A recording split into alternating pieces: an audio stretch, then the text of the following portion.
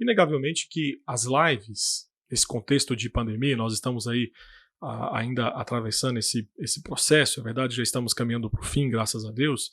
É fato que, para o público cristão, as lives significaram muito no que diz respeito, principalmente à possibilidade de manter e alimentar a fé cristã, tanto no aspecto individual quanto também no aspecto comunitário. Todavia, essas lives também esposaram uma realidade triste, mas que é extremamente existente no evangelicalismo brasileiro, aquilo que nós conhecemos como o analfabetismo bíblico. Na realidade, essas lives mostraram que o evangélico brasileiro, em sua grande maioria, é místico e que se agarra rapidamente a seus líderes espirituais, devotando-se cegamente a eles. Ou seja, tudo o que eles dizem, infelizmente, para muitos desses fiéis do contexto brasileiro, evangélico brasileiro, é visto como se fosse, de fato, Deus falando pessoalmente a essas pessoas. Essa semana, por exemplo, na verdade, se não me engano, ontem, na sexta-feira, dia 7 de abril, um pastor famoso nas redes sociais, como de costume, em suas lives, estava revelando um monte de coisa para os seus seguidores, até que disse algo que realmente chamou a atenção do mundo evangélico, que rodou boa parte das mídias evangélicas, ou até mesmo no que diz respeito a perfis de Instagram de vários pastores, de vários crentes se manifestando a respeito desse assunto. Aquele pastor que estava ali naquela live, revelando para todo mundo, ele disse que estaria abrindo um grupo, um outro grupo no Instagram, e naquele grupo revelaria a caixa preta de tudo, de tudo referente à vida das pessoas que estivessem ali participando. Entretanto, algo ainda pior, ele disse que essas pessoas que estariam participando teriam que pagar uma assinatura mensal no valor de R$ 39,90 para terem acesso, assistirem às lives de revelações proféticas e, obviamente, esse valor aí estava incluído também profecias a respeito das pessoas que estavam ali dentro participando da live. Meu caro, com tristeza, mas por saber que aquele pastor tem mais de 100 mil seguidores no Instagram, porque aquele pastor prega em várias igrejas e pelas várias mensagens de apoio que suas lives recebem, é bem provável que muitas pessoas que estavam ali ouvindo e assistindo aquela live aderiram a esse plano mensal de profecias. Entretanto, qual que é o erro nisso? A culpa é do pastor ou a culpa é dos fiéis que acreditam em seu charlatanismo? Eu quero pedir que você não saia daí, porque é isso que nós iremos tratar justamente no vídeo de hoje, Na Lata, Teologia Pastoral Sem Rodeios. O tema do nosso vídeo de hoje é Profetas do Pix. Pagou, levou. Só que antes de entrarmos no assunto, eu quero convidar você que deixe o seu like caso você gostou desse vídeo, que você também comente. É importante saber o que você que me segue, o que você que é inscrito no canal, o que você acha desse assunto, qual que é o seu entendimento a respeito disso, se pensamos igual ou não, que você também compartilhe esse vídeo para que o nosso canal possa crescer. Você é parceiro, você nos ajuda nesse processo, e também você que está chegando aqui que não é seguidor, que você se inscreva no nosso canal, ative aí o sininho para receber todas as notificações de novos vídeos que postaremos aqui em nosso canal. Dito isso, vamos então ao assunto desse vídeo. Infelizmente, muitas igrejas abraçam uma visão distorcida do que de fato é o dom de profecia descrito no Novo Testamento. Para muitos, dom de profecia é apenas premonição, é virtude parapsíquica, é adivinhação. E no meio, tanto pentecostal quanto neopentecostal, alguém aparentemente possuído pelo Espírito Santo falará sentenças ou frases que relembram justamente a Bíblia. Às vezes até tem palavras bíblicas, mas geralmente usam e utilizam-se simplesmente de jargões. Então, por exemplo, eis que te digo, servo do Altíssimo, ou Deus manda te dizer, servo, hoje mesmo verás as portas se abrindo na sua vida. Geralmente é assim que acontece. Todavia, você tem que entender que nós, evangélicos, biblicamente orientado, nós partimos do princípio de que a Bíblia é um livro profético que nos foi dado por meio de revelação, ou seja, Deus se revelando a nós através de homens inspirados pelo seu Santo Espírito. Além disso, a Bíblia revela que profeta é aquele que representa a voz de Deus, é aquele a qual o Senhor transmite a sua mensagem para o seu povo. Isto é, ele é apenas um canal através do qual Deus transmite a sua mensagem ao seu povo. Então, a principal função do dom de profecia é a revelação do que Deus quer falar para o seu povo em determinada época. É assim que nós vemos no Antigo Testamento e é assim também que nós vemos revelado no Novo Testamento. No Novo Testamento, especificamente, de acordo com Efésios 2:20 e Efésios 4:12, o dom de profecia foi dado para que a igreja de Cristo fosse edificada, para haver também o aperfeiçoamento nos santos.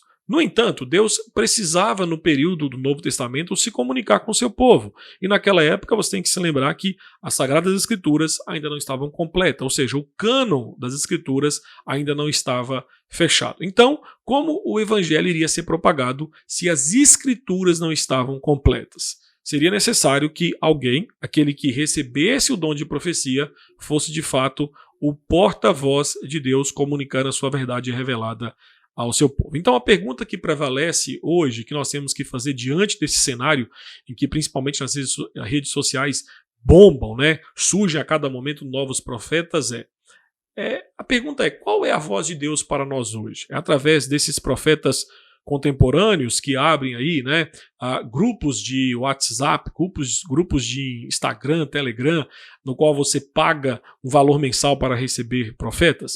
Eu quero te responder com um enfático não. A voz do Senhor para nós hoje são as Escrituras Sagradas. É a Bíblia. Então, se os profetas representavam a voz de Deus e hoje as Escrituras é quem representa a voz de Deus, como então nós temos que enxergar a manifestação do dom de profecia hoje?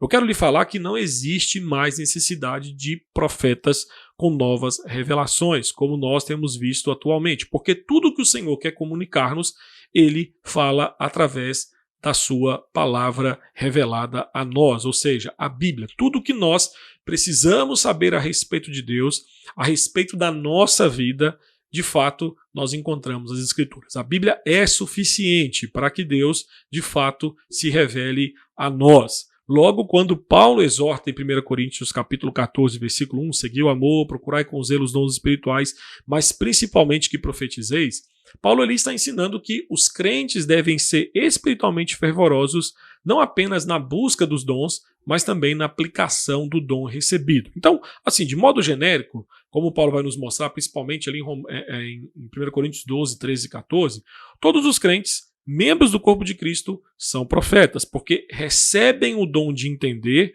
por iluminação, a vontade de Deus expressa nas Sagradas Escrituras. E todos os crentes, por iluminação, são capazes, em menor ou maior grau, de interpretar a Bíblia na medida necessária à edificação e comunicá-la com poder salvador àqueles que não são regenerados. Então, ao profeta ordenado, ao profeta consagrado, compete a doutrinação dos crentes, ou seja, o pastor é um profeta para a igreja, ao mesmo tempo, os crentes são profetas para o mundo. Então, em suma, profeta não é um adivinho que fica revelando o oculto ou apresentando frações do futuro daqueles que estão lhe ouvindo, mas é um anunciador da palavra revelada de Deus. O papel do profeta cristão é, iluminado e inspirado pelo Espírito Santo, aprender as verdades escriturísticas e comunicá-las à comunidade da fé,